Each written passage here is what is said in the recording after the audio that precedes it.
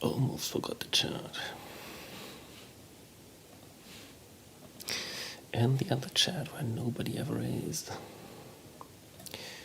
Apart from that one time, somebody thought that having request worker in the title meant that I take music requests. I didn't even get it at first. Like, why are you requesting, I think, Hatsumi Miku music or something? Jesus. What is going on?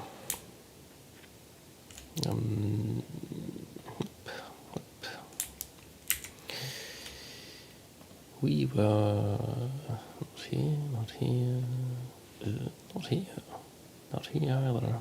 This one.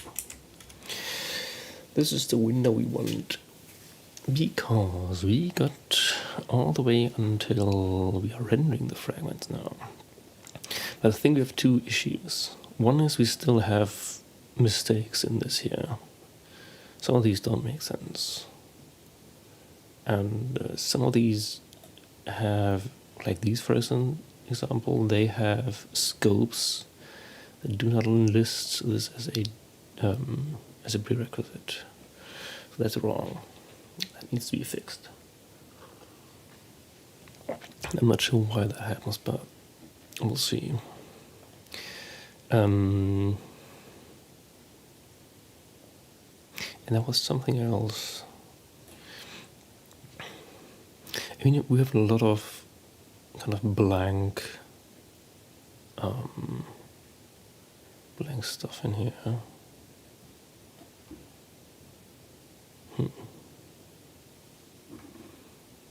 That's just important stuff. I mean, this notes, this is fine, but I think I had a bunch here that don't do anything, like this one.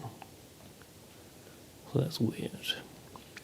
And then we have to finish first the dependencies of a fragment, in which we'll probably find out that we don't have all the dependencies in there. And then do the actual rendering. Okay. Maybe we need to get all this out to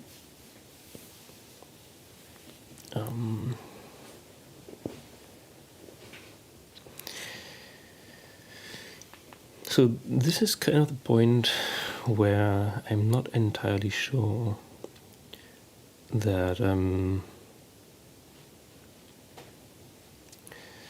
that I want this scope in here. The idea here is that I'm noting what's going in there, but that doesn't make sense, I think. And 12 already says this. So it kind of should only be there if it actually denotes something. So while I do want to finish this function, I'm getting garbage data in. That's not good. This one should be in register fragment.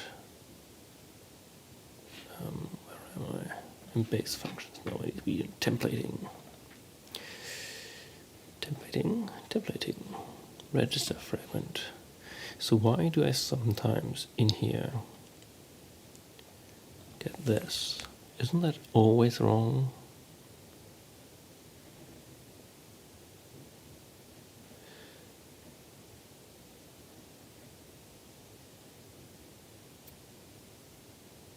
Like, why do I do that?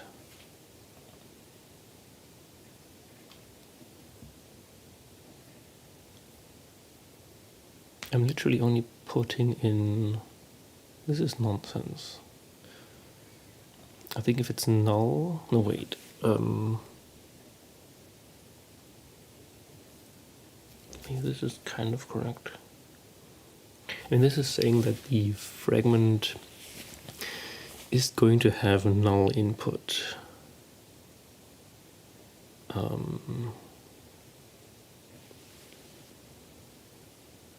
Oh, right, and we also have these. And that's just entirely nonsense, because that should be the attributes that make up the scope. So instead of being scope equals rope, this should literally be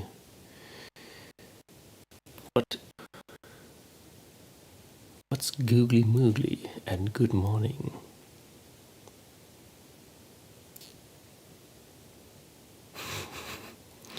I literally never have heard that before.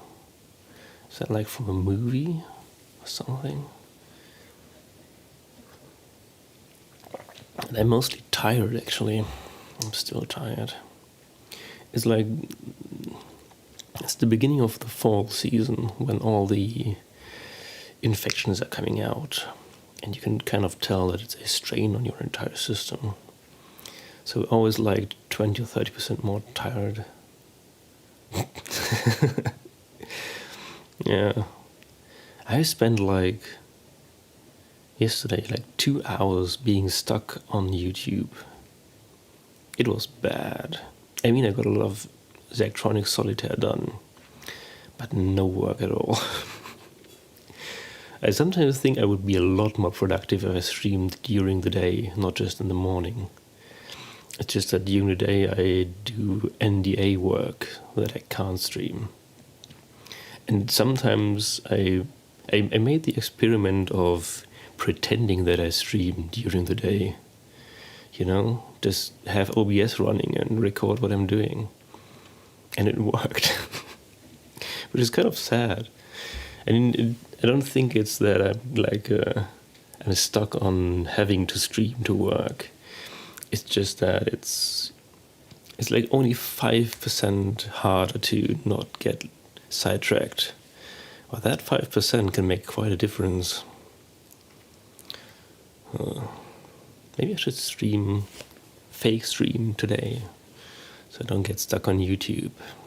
I think it was even YouTube Shorts, which is the worst thing to get stuck on. Try to.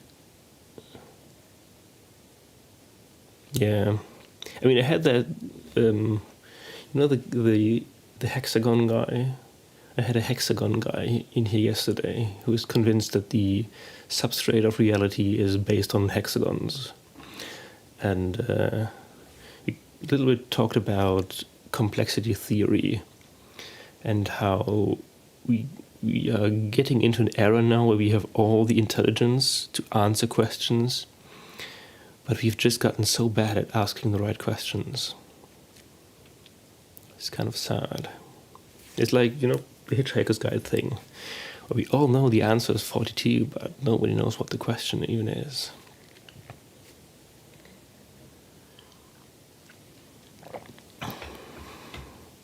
C++.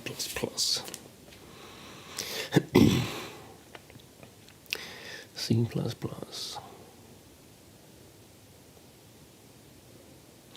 You just make my implementation. That was one thing to do. Huh. But the library was bad, or what was the issue then? It sounds like the library was bad.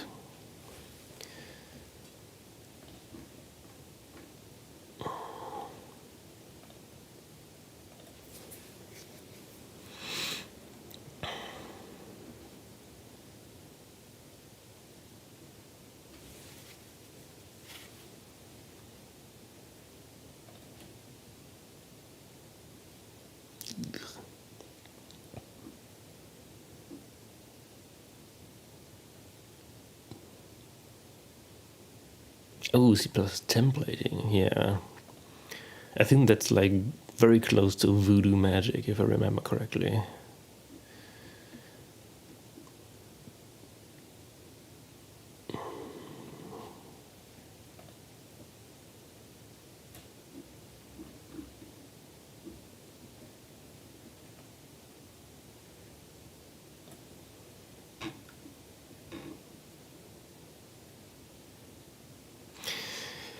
Well, then you can ask ChatGPT to teach you C++ templating. Or you could just use any YouTube video. That is probably a lot better. That has all custom, not made by me. Yeah, probably. Probably yes.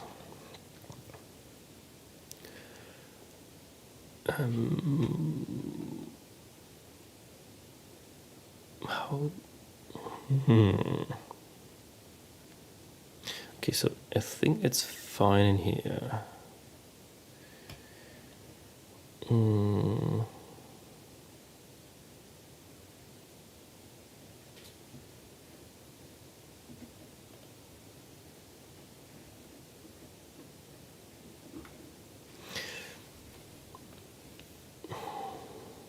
So the thing that gets missing here is the component scope.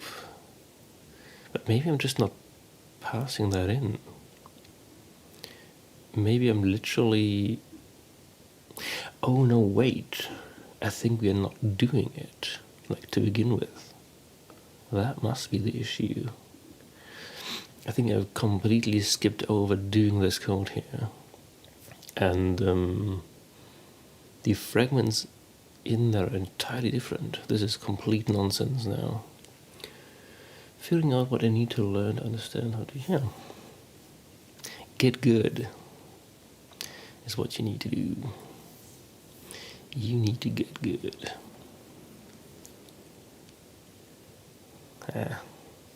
Have you tried streaming for productivity? It might help. So we have component scope now. See? And I could put this stuff in here. But what's the tag? The tag name is column. Okay, so I'm doing a column. And I have some stuff, but nothing that seems important. But it should have width. Why do I not have width in here in the component scope? Do I not have attribute stream? 269. What is 269? 269. Oh, I'm probably not pulling out the right fragment then, am I? 269. Yeah, this is width equals 12. I need to get good. I'm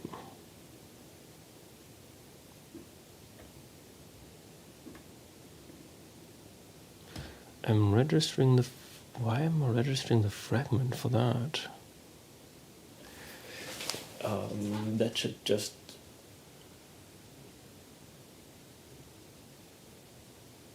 Do I even need that at all?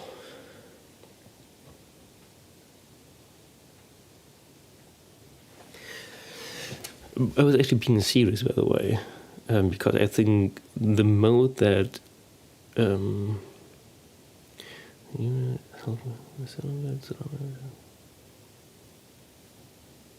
yeah, but like just recording what you're doing as if you were explaining it to somebody can be helpful in putting you into the mode where you just want to do it. So if you're not in the mood or not in the mode, then that might be a trick. And then you could stop watching me ramble on about fragments and get actual work done.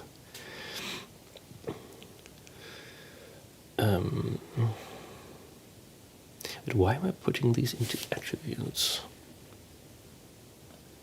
And I think I need to pull them out later, right? Here.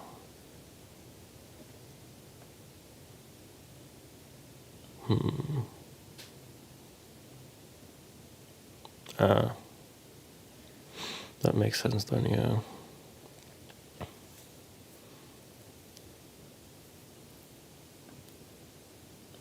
This is nonsense. Hang on. No, wait, I mean, this is fine. I am injecting attributes. It's just that they come out empty. Because they're not in standard scope, okay. So this is not helpful. Oh yeah, I know that one. I just usually, when I have that, I do two things. Either I fruitlessly try to get back to sleep. Usually I just move to the couch so I don't keep my wife up. But the other option is to, well, sometimes I then get to sleep and it works, but otherwise I'm just tired. Or I'm just staying up and working, and then I get tired as well. Well, I got up at 4 a.m., so why should you have it better than me?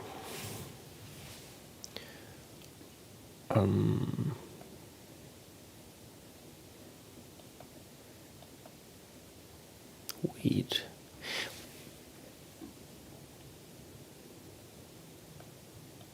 Do we have fragments here? Oh, I do. Okay. So I'm using the global, not this one. So that's fine, I guess.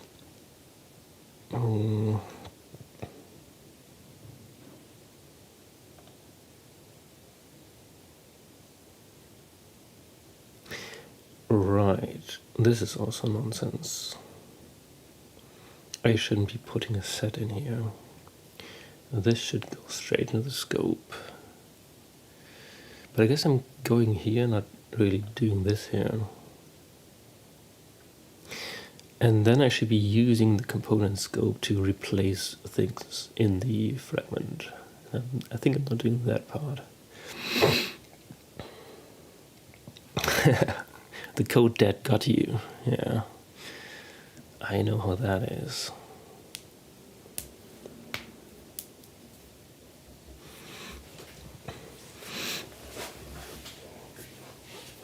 The code that is going to get you. What's happening?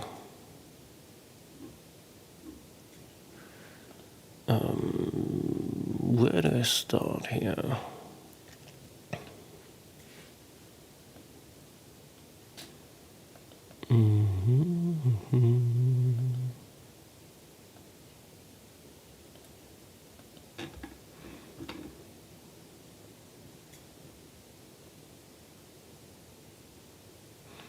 And am I even using the right scope?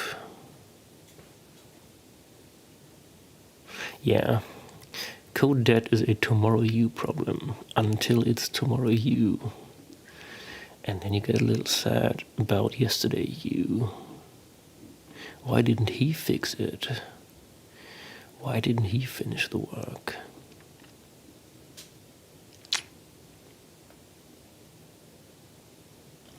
So this here will never happen now. That's the main problem.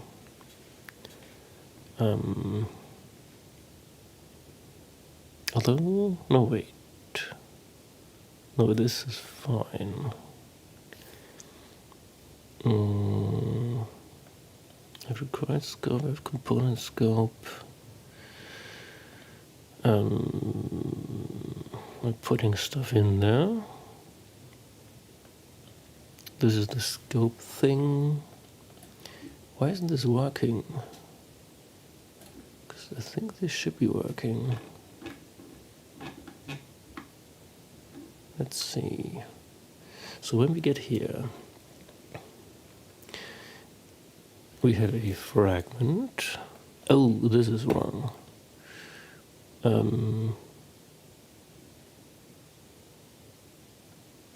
Let's look into the component. So this was a column. What is the slots? Right. So we only have these in there now. This is fine. We never have this. And I still feel like we might end up with a like a different, like a SVG fragment or something, where it's not actually a fragment.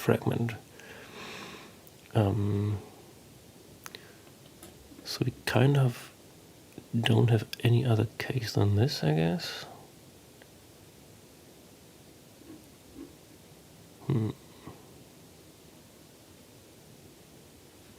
Also, what's 11?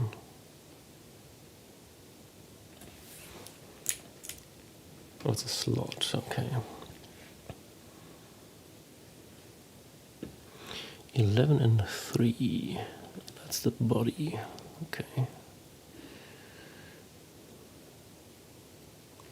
I can give you some tips and good practices if I tell you what I'm trying to do.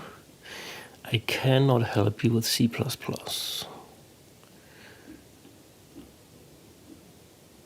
So if it's C++, then no. Otherwise, I just gave you, well, you can try me. Worst I can do is fail. And you have to be not annoyed with me working on the side.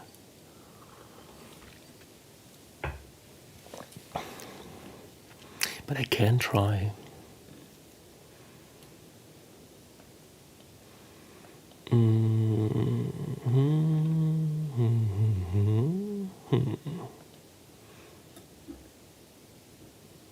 This is also wrong.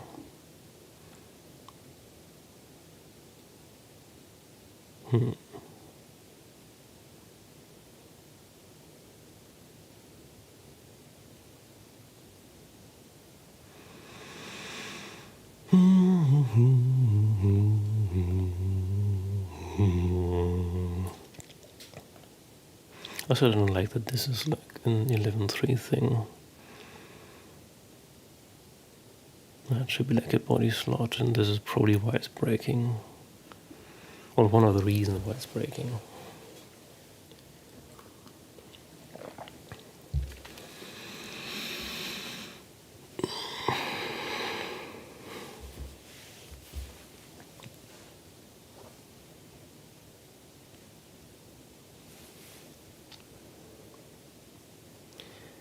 So what do I do here? And what is the component scope? Yeah, I should have width in here. But the width comes from the attribute list, right? Let me figure that out. So I guess something up here is not working. We have attributes, and we have an attribute stream. Yeah. Fragment. Explode. The fragment is the first part. And then I have fragment content.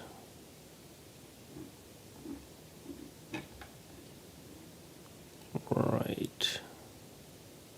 So let's say you go up here. So we are still in a column. We have an attribute stream. And we... What?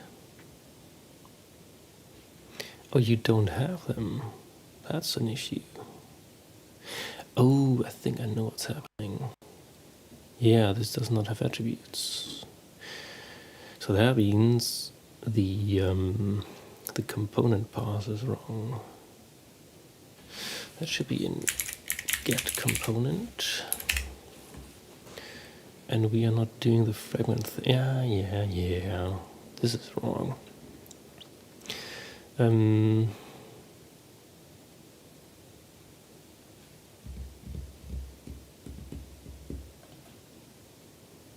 let's go here. Let's start even earlier. We're doing all the things.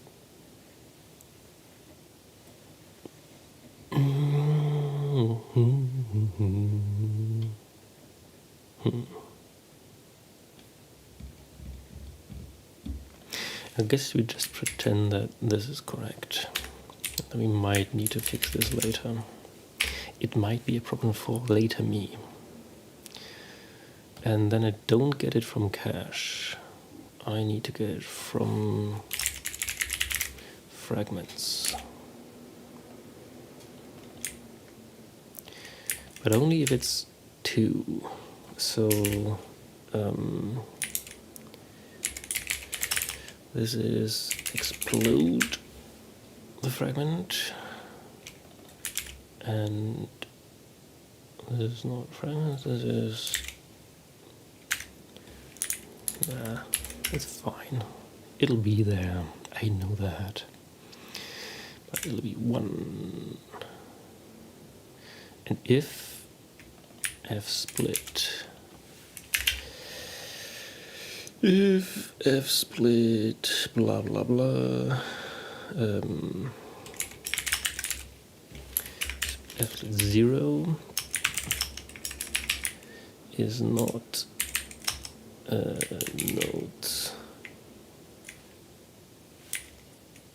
node type attribute, then we need to break. No, we still have the first one. Why do we still have the first one?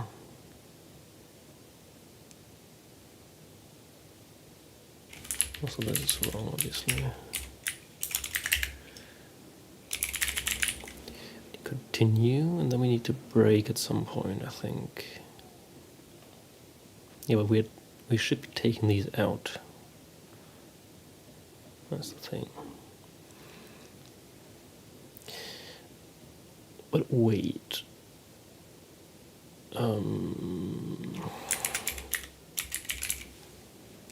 You don't have attributes. You are just this here. So let's go to the next one. Root doesn't have it either. And then we have, I think this doesn't have them either. 1 second. Doesn't have them either. Where's column? Yeah, okay, so we do need to break here if we don't have any of these. I have a graph of basic blocks, where a basic block is a linear sequence of instructions. Right now, all I can do is print out these instructions in high-level code. We'll go to labels. But I'm trying to do code restructuring iteratively. But I'm having a hard time extracting this in a good way that's also performant.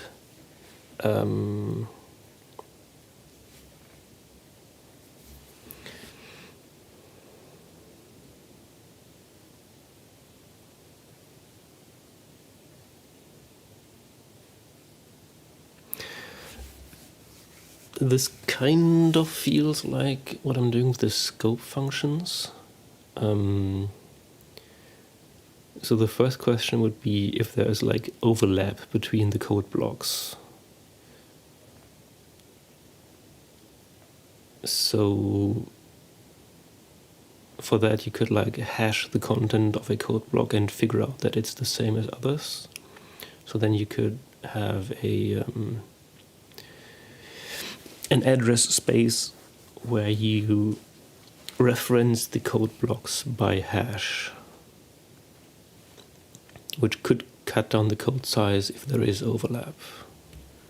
That would be a first thing I would try, but you probably have done that already.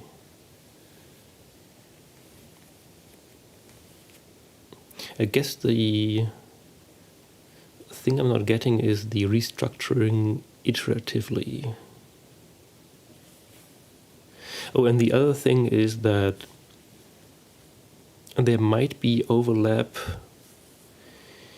if you factor out the variable names. So code blocks might be literally the same code if it wasn't for the names of the variables, for instance, which is also what I do in my expressions. Okay.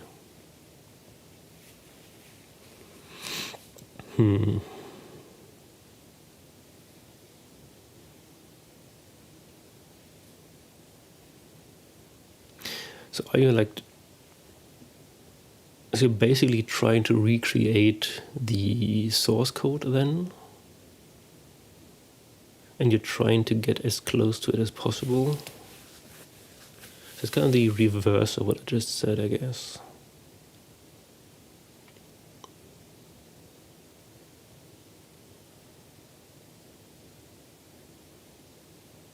how would you even find out what the original intent was? And is that a problem that you can solve? Okay.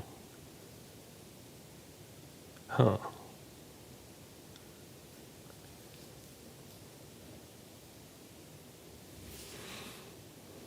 Right.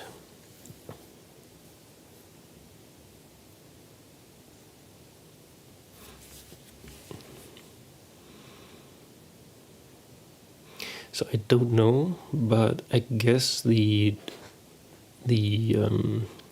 basic direction I would go is trying to figure out overlapping segments. But I don't know how the compiled version that you're dealing with looks like. But that, I don't know enough about the output of your compiler, basically. And if it's literally like inlining 1,000 things, then you could figure out that you have a lot of very similar blocks that you could factor out into a function, for instance. That might be one thing that you could do.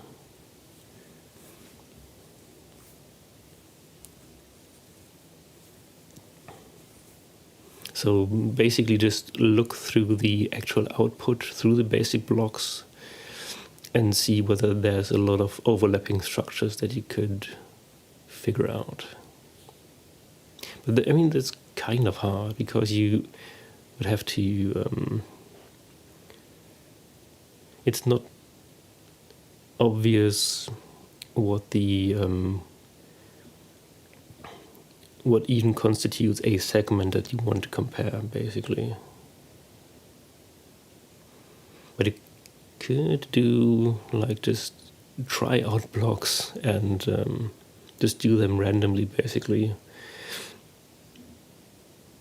So I guess what I would do is I would look through the code, see if any structure is apparent, and then create a parser that figures out these structures. And that might help you in factoring out blocks of it. But I'm just wildly guessing here. I don't know.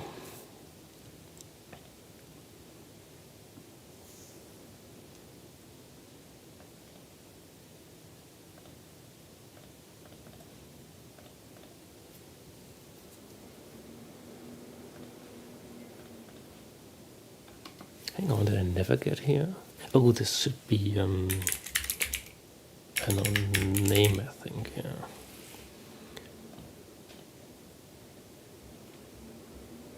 No.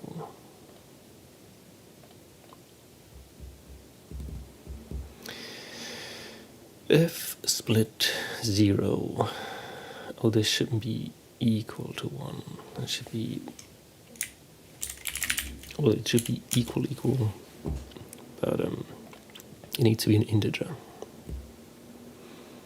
So this is not 1, this is not 1. This should be 1. Wait, what's... node type, attribute, that should be 2. And if f split... huh, wait. Shouldn't this be 2? This is 2. And this is... oh, not name. I think it's value. Yeah. This should work now. I found a repo called Reco. I'm trying to learn from the approach. It's just a bit hard for me to break it down to smaller programs. Yeah, I see that. But again, I would just do the dumb thing first, which is just do it by hand, and then see whether there's anything in the doing by hand that you might be able to do differently.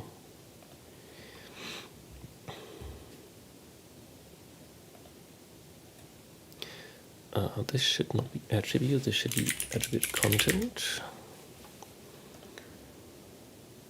And then I can, yeah, this kind of works now.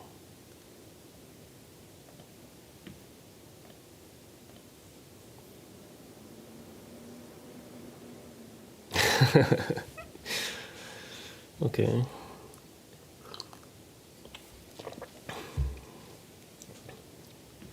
I would be interested to see what the raw decompile looks like. Although I'm not sure whether you can share that at all. But you could put that in a paste bin, and I would be interested in seeing that. I don't think it could be very helpful though.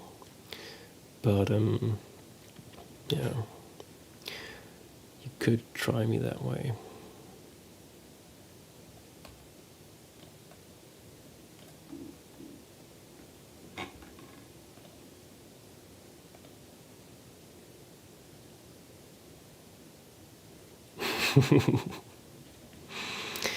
Yeah.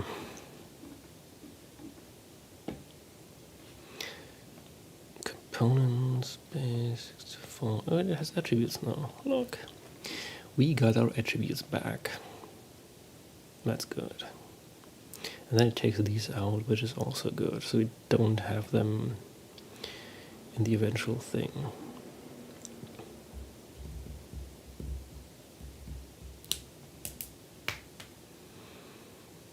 So now we should have, wait, do we have component scope now? We kind of do.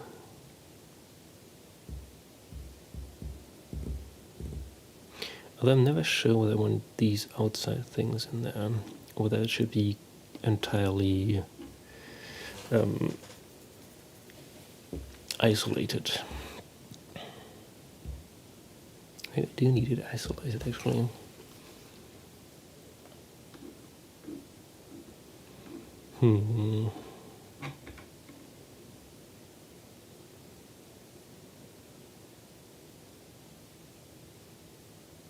But the fragment itself would not be starting with this. This is the first thing.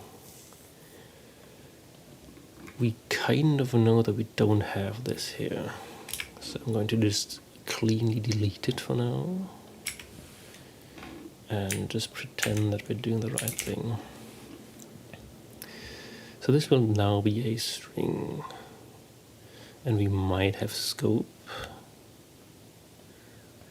But we can't do this here.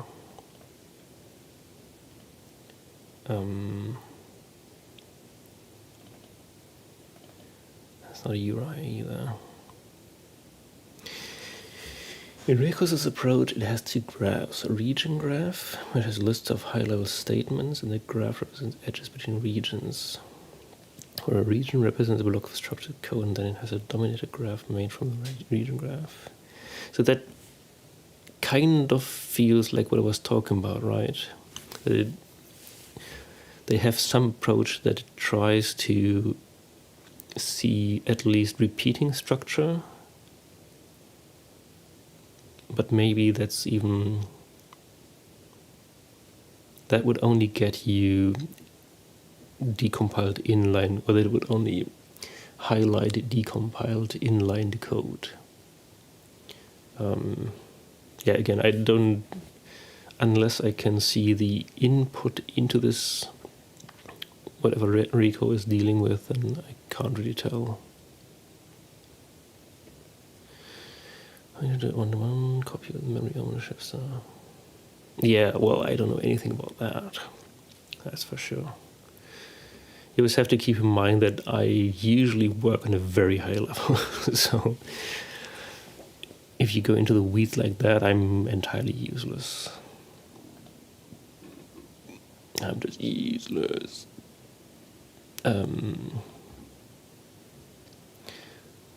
Okay, so we pretend that we have the URI. Wait.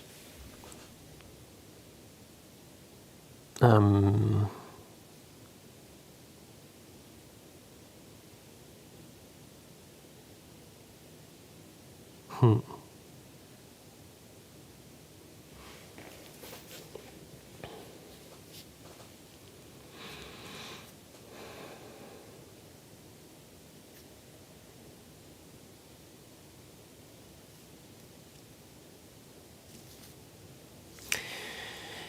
morning.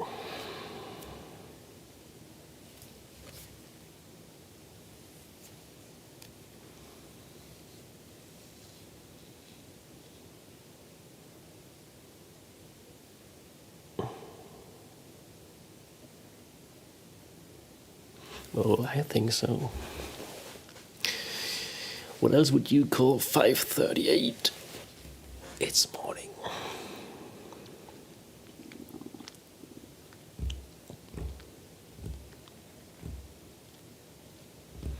Well, you're asking me questions that kind of don't have an answer. This is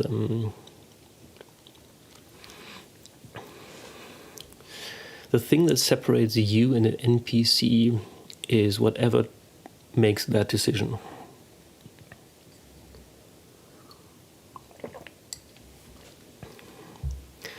Either there is something in you that wants that or not. But I kind of can't tell you, because that would be peak NPC behavior, to ask some random streamer for that. But I would do...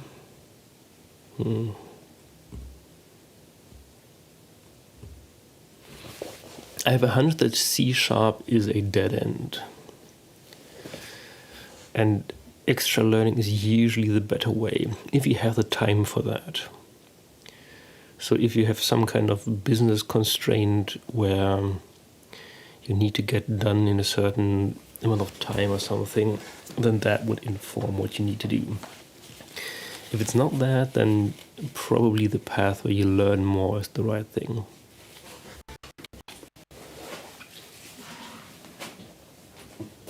Probably.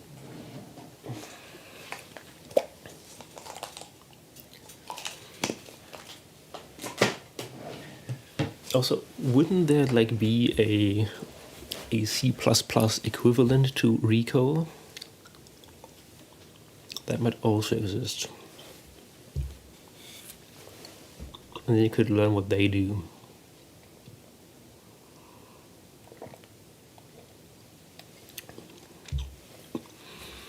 I just know a few C# developers, and they are usually miserable.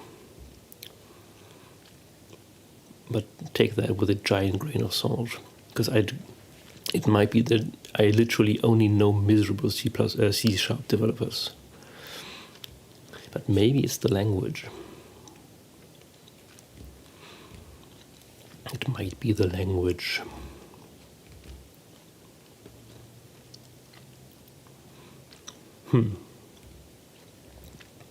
But is there a C++ equivalent to recall? Let's ask ChatGPT. Come on. Let's ask Grok.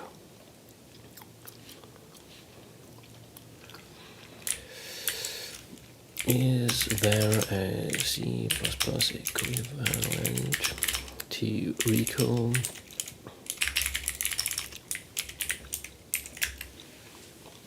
Let's see.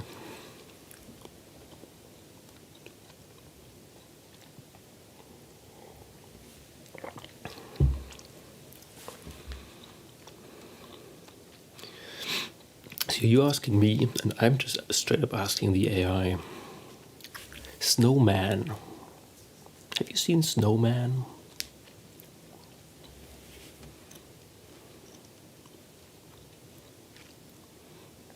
Maybe Snowman is what you need.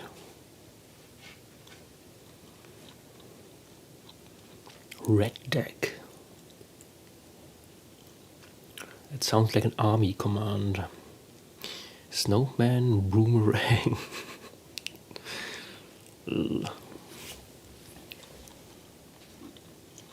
There you go.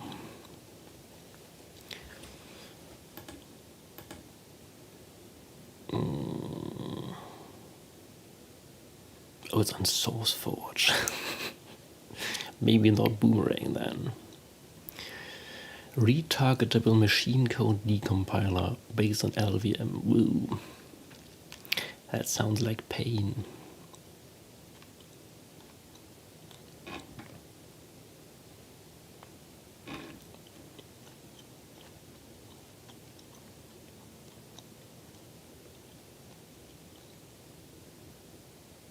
Yeah.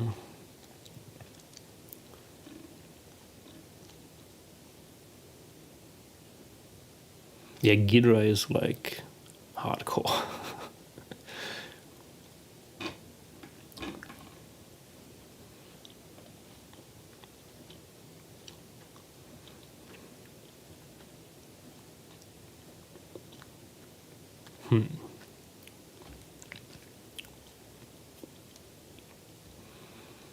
But I guess what you're wanting to do is like even one step further, right? Creating structure from that.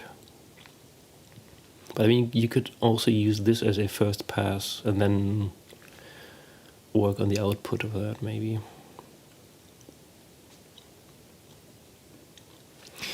Maybe.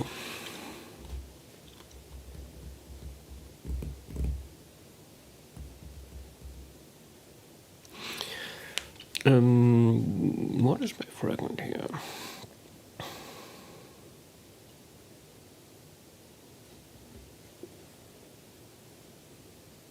Yeah, I get that, but maybe what you're asking there is literally the hardest thing. You know, even just getting to middle ground might be off limits.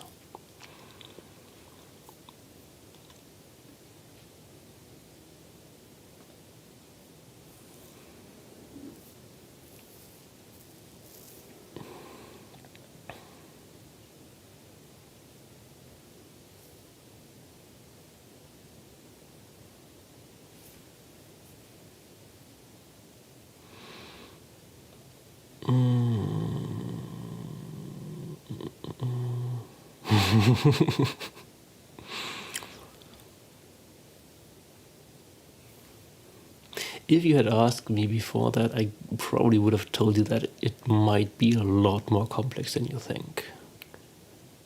Decompilation is rough. I mean, just think of how much effort has been put into compiling code efficiently. And the result space is just so huge.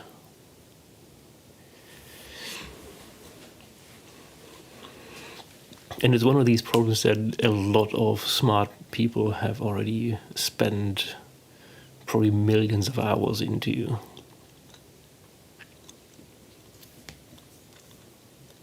And it kind of also feels not like a young man's sport, you know?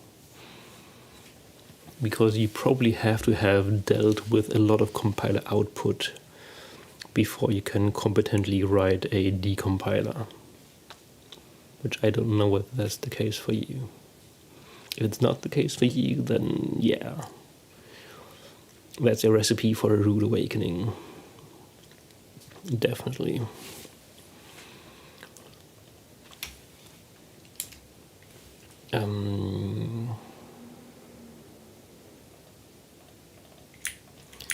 So we're going to do this here. And then we're going to do our F split again. And then what?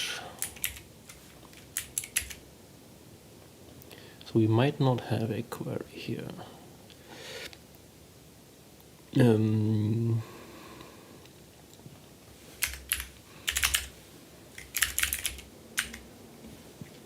If the fragment contains this,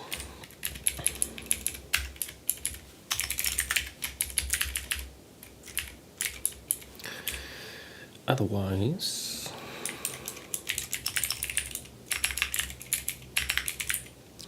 variable null and your I will be fragment.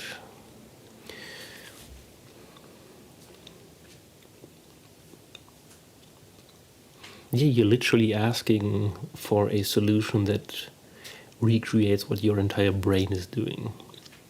factoring in all the experience and knowledge that you had. So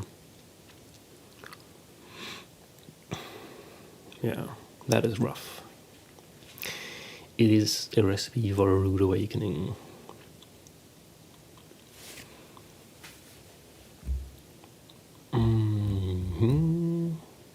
So what am I getting here? God. You could also spend like half your time restarting your IDE, because it always breaks. It's quite annoying.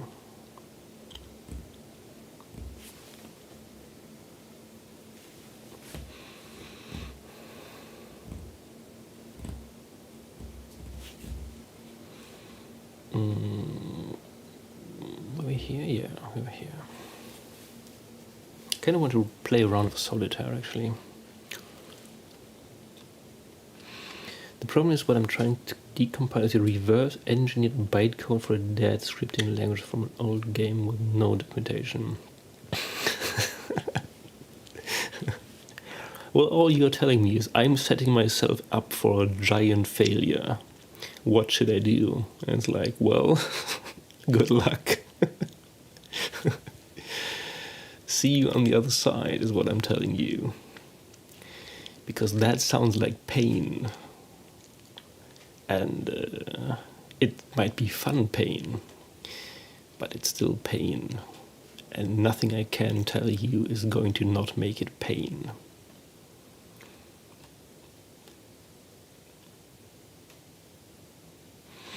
Well, that might be true.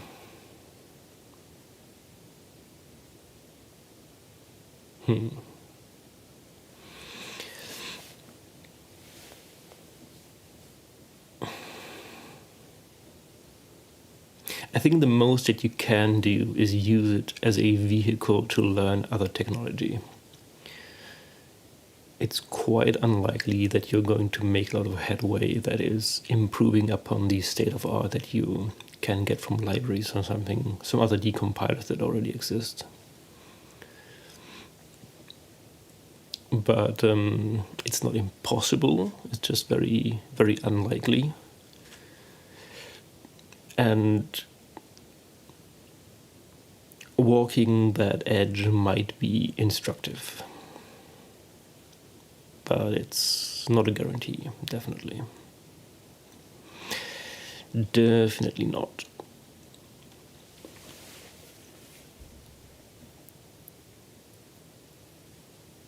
I do want to use other components.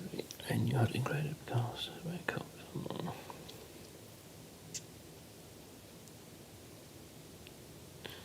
Huh.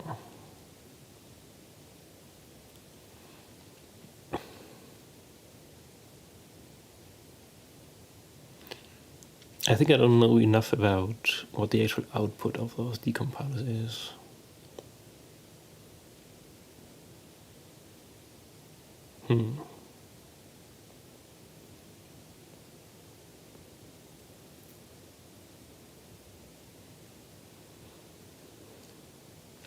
Well, there might be some things you can figure out about the old game even if there is no documentation.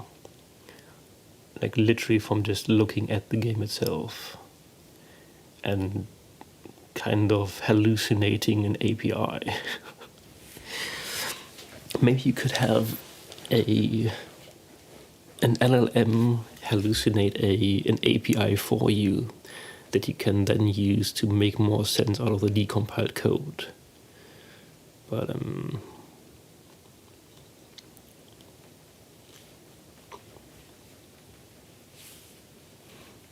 that might be something that gets you like 80% of the way, but the 80% is entirely wrong.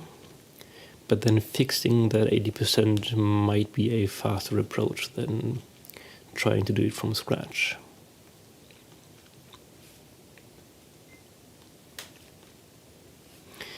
Can you share what the game is?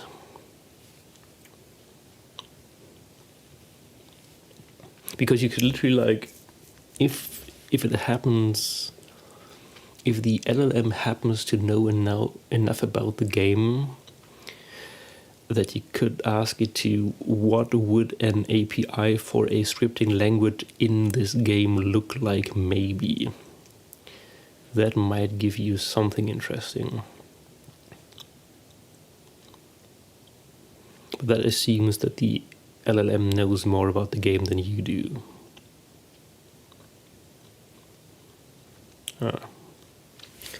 Well,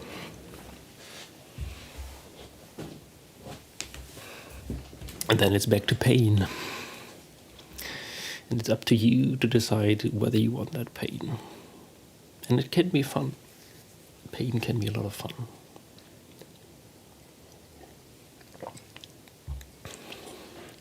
If you have the time and don't have a lot of constraint upon dealing with this, and you think it could be interesting to learn that, then I would say yes, do it.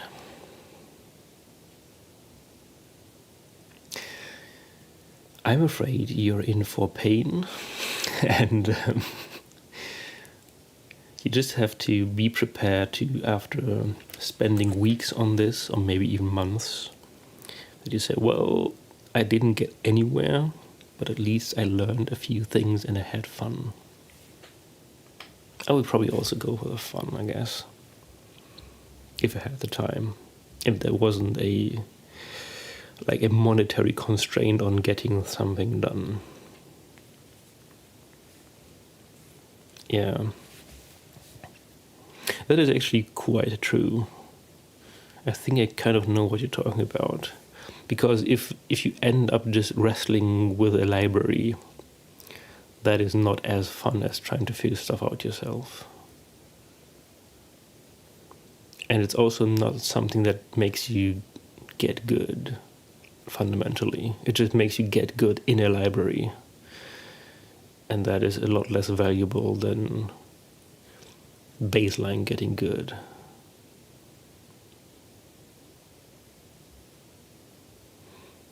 Well, if the small things are on a more fundamental level, then it's a good idea. If the small things are wrestling with somebody else's implementation, then it's usually useless. Unless it's something that you want to put being proficient in that library on your resume or something. But that's quite unlikely.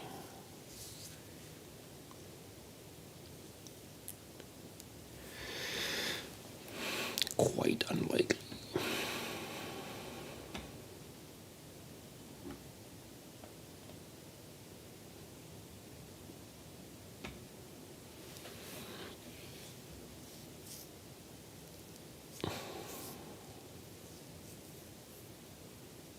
I mean, learning a library might also make you better at implementing your own thing, just because you get so frustrated with the library that you say, I know how to do this a lot better.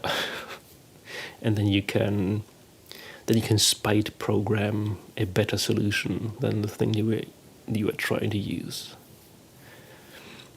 And maybe in that spite you will eventually figure out that the library was better than you to begin with, and you just didn't have enough knowledge to know that it was actually good. So there are a few avenues where that can still be a plus for you. But it's not guaranteed, definitely. Definitely not.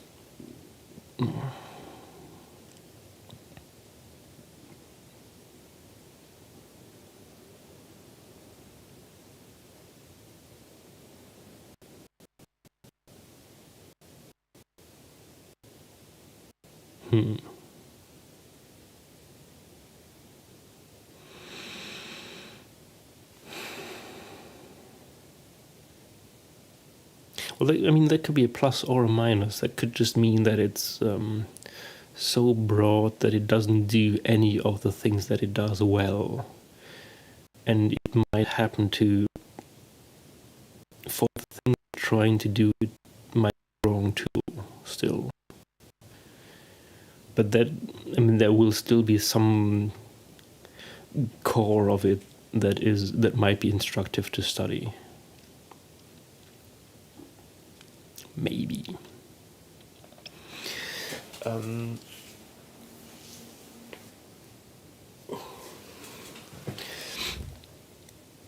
I putting these fragments in the thing? In the stack? Wait. It's this part. When I...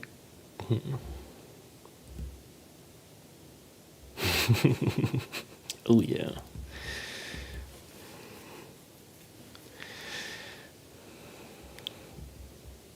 It's fun how this used to be, I'm going to do a lot of Googling. But since Google is now useless, you're just stuck with doing a lot of prompting. But I mean, even like 3 years ago, that wasn't a thing. Maybe even 2 years ago. Maybe even 1 year ago. But just in 1 year, we went from everybody in your situation would do it like this to a completely different way of doing this. It's wild. It really is wild.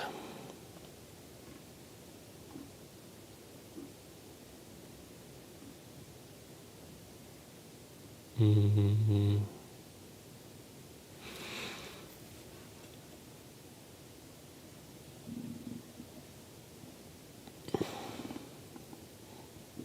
So we kind of no longer have scope here. A scope is now an entry in this.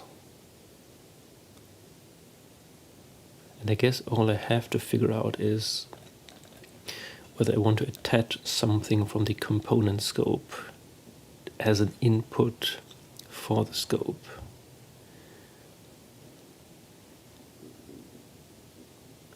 I heard about that using C++ templates is a nightmare to debug. Yeah. I mean, another guy that sometimes hangs out in chat is currently trying to deal with WebAssembly and getting quality, even like error pointers, is a huge challenge, I think. Yeah.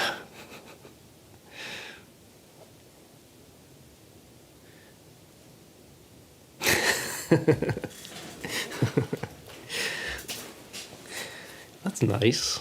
And it can tell you the same thing that your compiler tells you. It's great.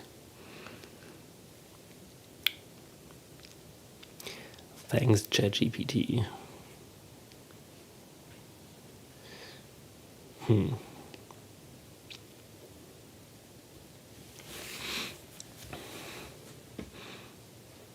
I mean, you could also do something like use ChatGPT to vibe code a recode replacement in a way.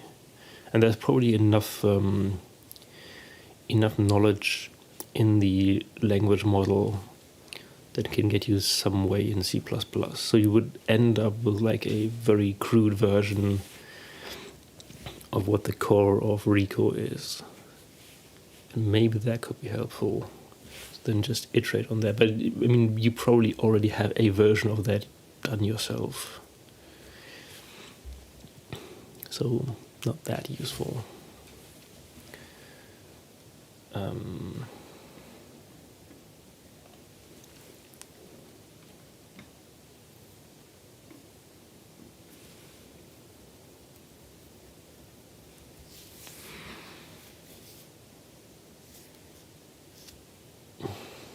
Okay.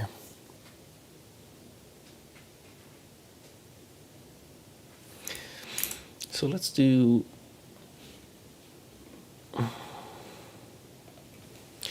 Can you write me a crude implementation that has the core of Rico but in C++?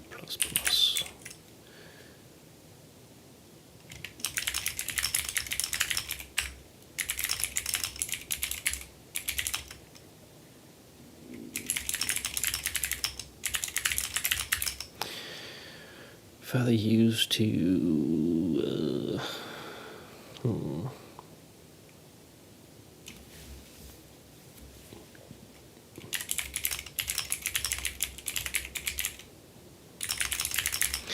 to learn how to do that from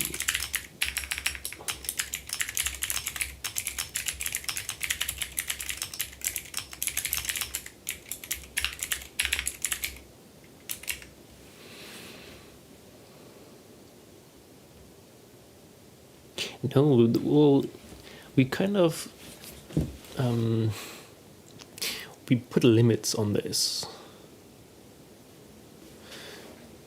It's a very crude and primitive reference implementation of a decompiler core.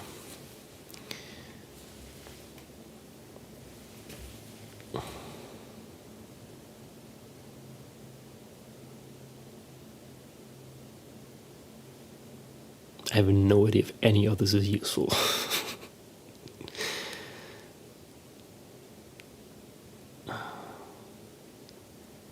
Hard-coded binaries. Okay, this is a test then. This code provides a basic skeleton you can expand.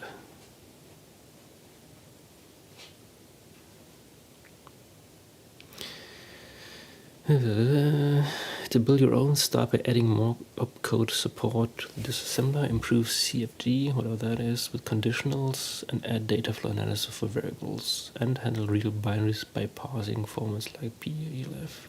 So you could start by this, and then control flow graph. Okay. You might be able to start with this, and then in the further queries to the LLM, sketch out more areas of that. That could work. But that's probably what you're already doing, right?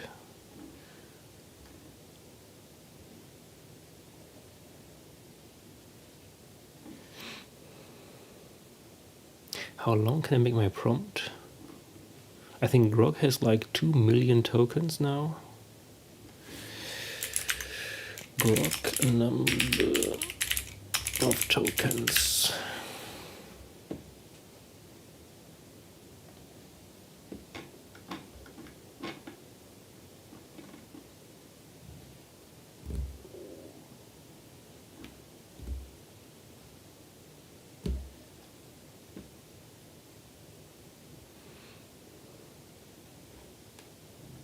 Yeah, maybe. I mean, it depends on the code, but if it's not that much code, it might even fit into the prompt. And you could literally tell it, build me a decompiler for this input. Or you could like do a back and forth where you say, I have bytecode and I want to prepare a next step in which we build a better decompiler. What's the first step?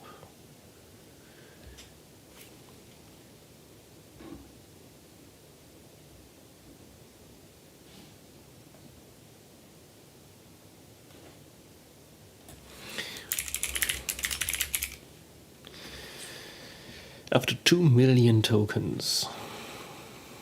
That's a lot. If I could okay.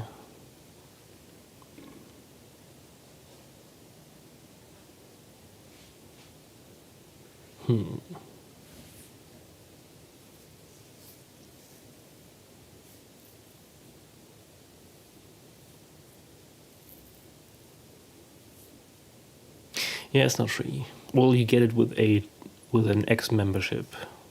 So I don't know what that is, like $20 or something. But doesn't like ChatGPT also have a large context window now? ChatGPT plus context window. Is that an old request? 2024, no. Comparison. Leaderboard. Do you have context window? GPT-5 has 400k. Cloud has 1 million, Grok 4 has 2 million.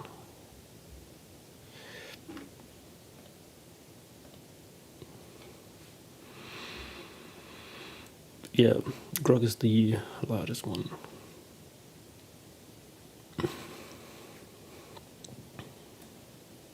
Outside of these esoteric ones.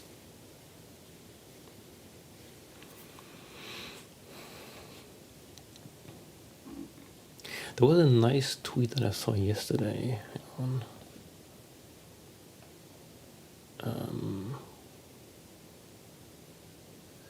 they talked about a very small model that was highly performant. It was this one.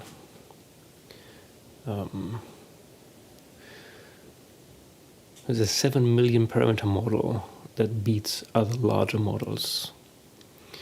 And reading through this here kind of felt like, well, I'm a retard, and this is kind of how I can pretend to be smart. So this seems like a good approach.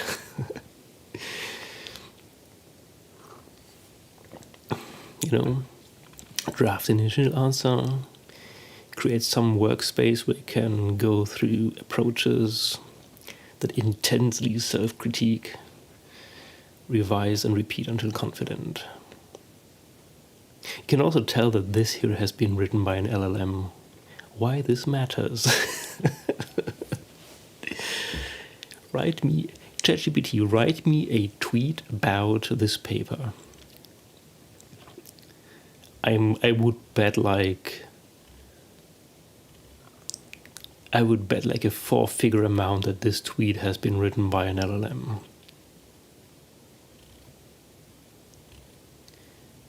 You cannot come up with anything on your own? No. You just haven't gone through enough pain.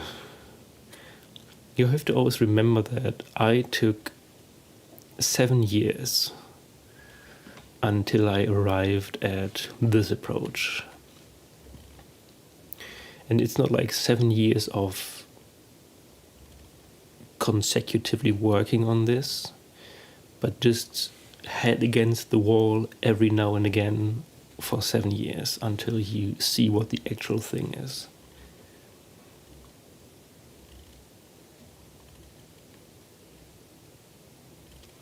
All things I currently know I have read somewhere else. Yeah, well, so has the LLM. Yesterday on the radio, I skipped through radio stations and I got onto this old-timey German radio station where they had some old guy talking about how AI is bad. And he said, like, yeah, well, the only thing that it does is regurgitate things that we have already done before. And it doesn't do anything new. And I thought, well, isn't that what like 90% of humans do anyway? Like, who pretends that what we need from artificial intelligence is to develop entirely new things? Like, that's about 10% of the economy.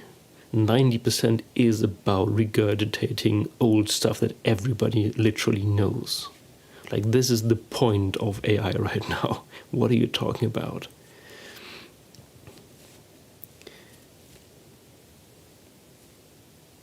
Yeah.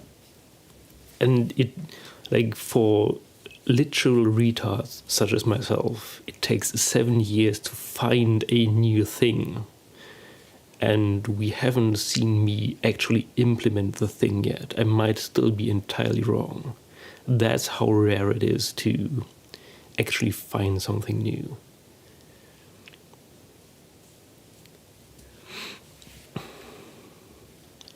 But I mean, what you probably haven't done yet is that what I have is a very concrete limiting function that tells me what the right output is. And what you're working on is a little more abstract, which makes it harder to find that kind of limiting function that actually guides the way for you.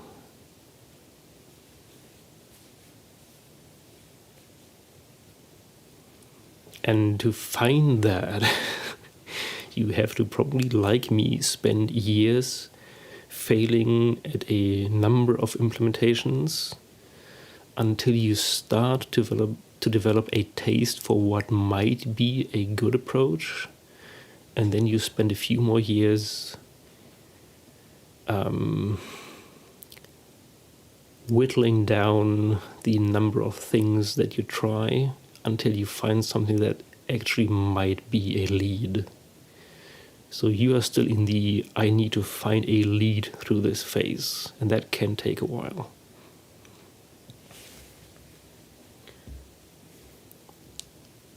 Yeah, well, that's what you get. Yes. It is pain.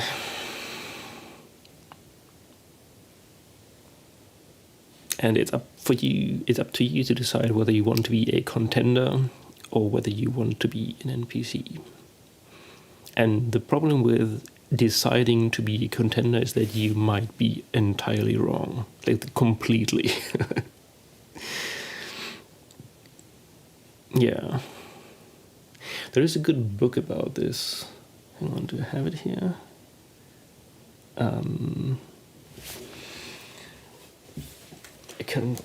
I can highly recommend this book.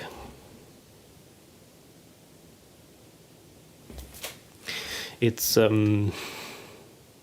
about this, basically. You might need to read this book.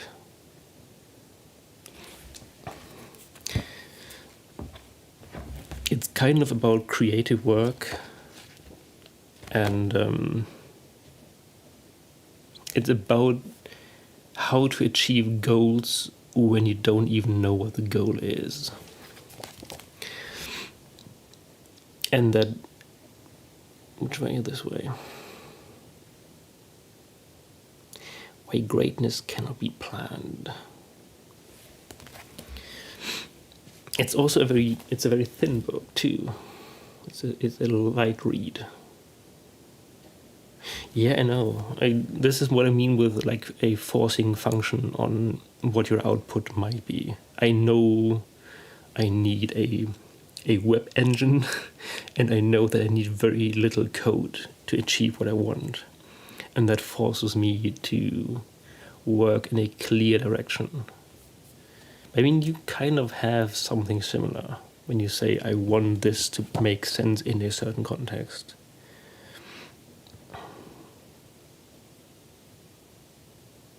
It's also very badly printed. It looks like a on-demand print, actually.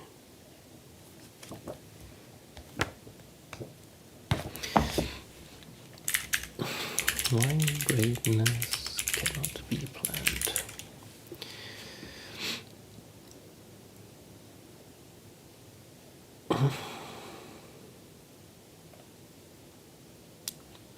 Why does modern life revolve around objectives, from how science is funded to improving how children are educated, and nearly everything in between? Our society has become obsessed with the seductive illusion that greatness results from doggedly measuring improvements in the relentless pursuit of an ambitious goal. In Why Greatness Cannot Be Planned, Stanley and Lehman begin with a surprising scientific discovery in artificial intelligence that leads ultimately to the conclusion that the objective obsession has gone too far. They make the case that great achievement cannot be bottled up into mechanical metrics, that innovation is not driven by narrowly focused heroic effort, and that we would be wiser and the outcomes better if instead we wholeheartedly embraced serendipitous discovery and playful creativity.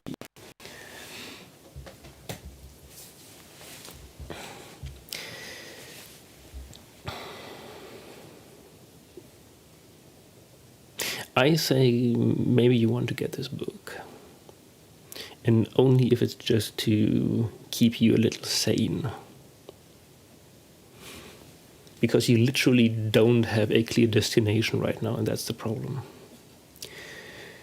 I have made all the decisions for what I want the language to look like in a high level, and I've drawn it out. I can write it by hand, but now my computer just needs to do it. Well, small asterisk to that. You kind of have a direction, and now the worst thing that you could do right now is to cling to that result, because your result might still be wrong. And in the spirit of this book, you now have a direction to walk into, and what you end up with might be 99% of where you thought you would end up and still be entirely different.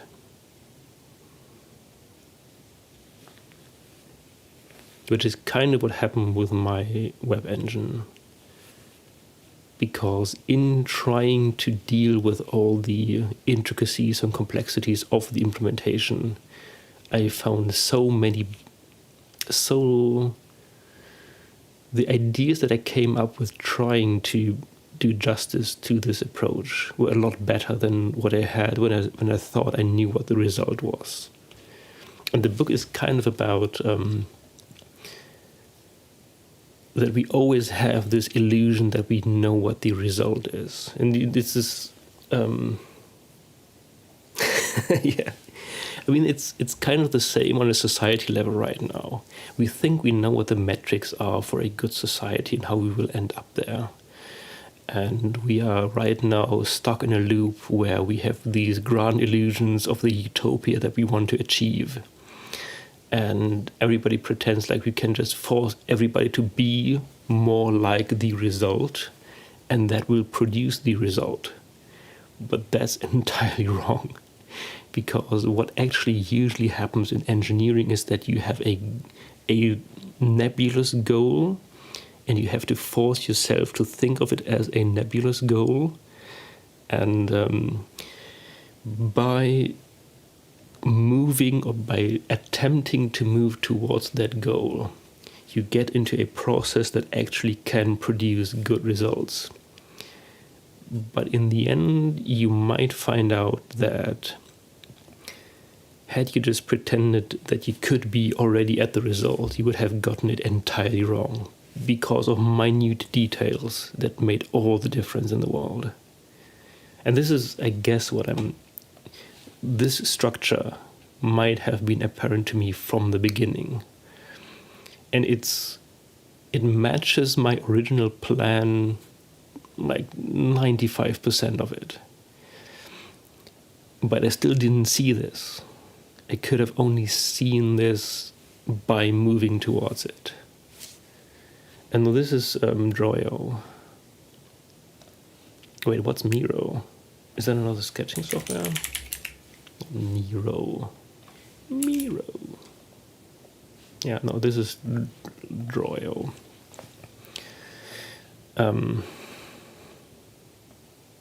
So this is kind of, I think there's like a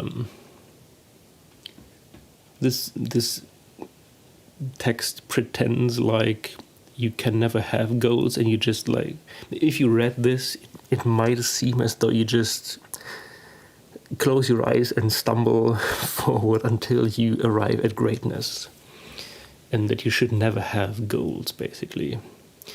The book is more about cautioning you to not cling to the goal as I need to achieve this result 100%.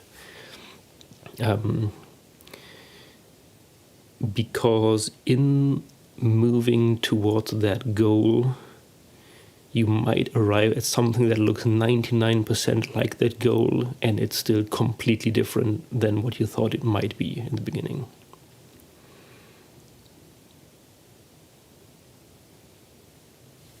Yeah, I mean, this is also what I did. I mean, now that I've done it, I can fit it into my head, but I did need to draw this out to understand it, really. And this is also the part that humans mostly think they're very good at, and they never are. I think I should actually clip this part about this book, because it was kind of instructive to me. I read this years ago, actually. When did I get this book? Like 10 years ago, I think. Probably. And I think about that time, no, it was less than that.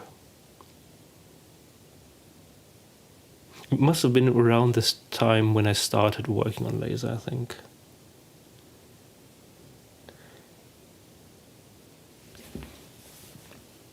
Well, I'm kind of good at visualizing, but it's the same as with LLMs. You have a context window, and you have to be very careful about the amount of stuff that you put into your context, because if you always hit the limit of your context window, important stuff can fall out, and then it's helpful to delegate some of that memory into a concrete graphic representation, so you can store that away in your mind to a certain degree and have the rest of the context window or the freed up space in your context window to deal with the actual implementation of that.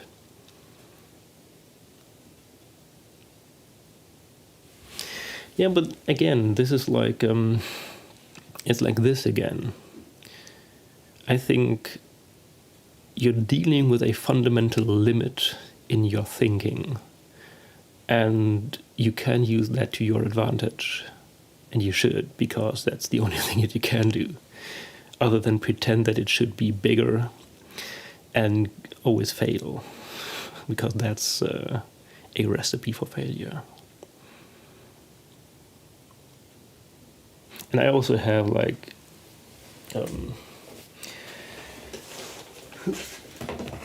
I have this here.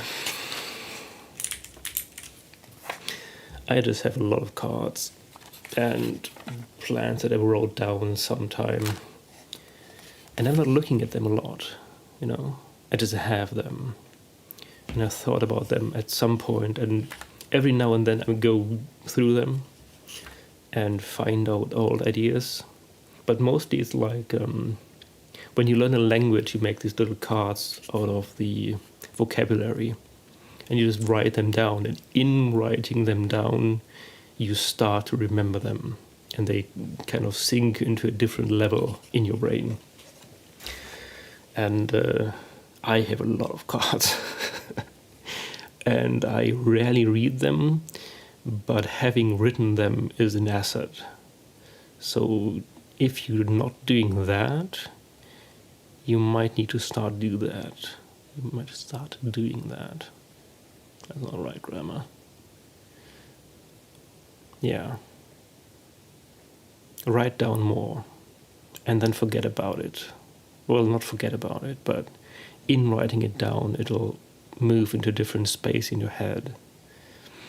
And it's faster than like doing stuff in Royo even, because it's just scribbling lines. And that's the first stage, and then you can get to the second stage, which is this here. And then you kind of build your own little LLM that builds quality. Maybe. Maybe not though. Maybe you're still wrong.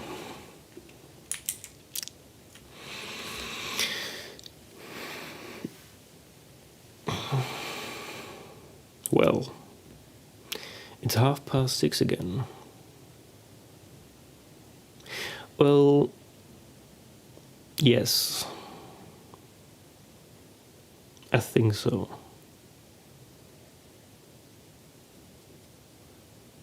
Well,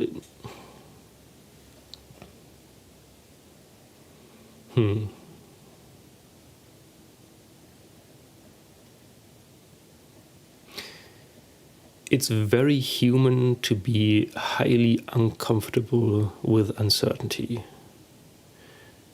And the difference between people who come up with innovations and literal NPCs is the stubbornness to pursue something that might be entirely wrong. And since we only see the results of innovation it feels very glorious and something that you just have to do, and then you get all the rewards. But what you don't see is all the people who fail, because most of them do fail, and you never see them, and they die poor and lonely. And it's kind of sad. But unless we do this process as a society, we don't get innovation. And it's the collateral damage of having innovation is that there are a lot of people who just fail all the time.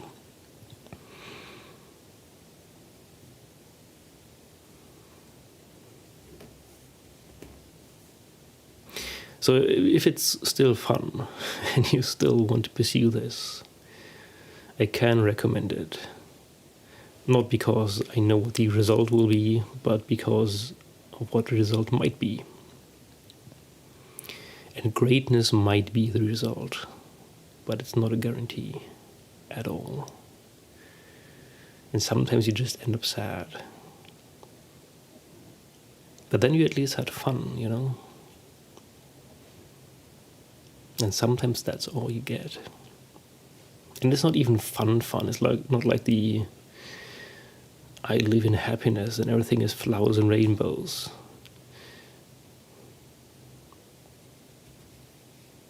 It's more like a sense of satisfaction that you're moving towards something that might be valuable.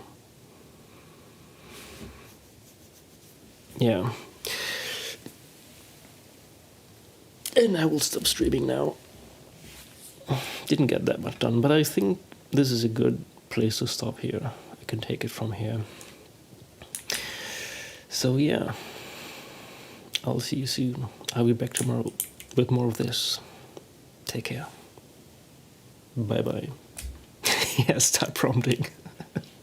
Ooh. See ya.